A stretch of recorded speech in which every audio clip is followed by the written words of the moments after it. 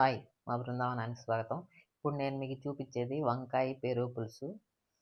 కావాల్సింది పెరుగు, వంకాయలు, ఉల్లిపాయి, పచ్చిమిర్చి, అల్లం, కరివేపాకు, పసుపు, ఇదొచ్చి కారము. మనం దోసలోకి ఎర్రగారం చేసుకుంటాం గదా! అది 2 స్పూన్లు తీసుకున్నాను. అదే ఉల్లిపాయ, వెల్లుల్లిపాయ, ఎండుమిర్చి ఏసి చేస్తాం గదా! ఆ మిశ్రమం అది. అదొక 2 స్పూన్లు తీసుకున్నాను. ఈ పచ్చిమిర్చి, అల్లం బాగా కచ్చా పచ్చాగా దంచి పెట్టుకోవాలి. తర్వాత వంకాయ కోసి ఉప్పులో వేసి తీసి అదే కారం పేస్టు దానికి పట్టిస్తున్నాను. ఇదిగో పోపు పెట్టాను.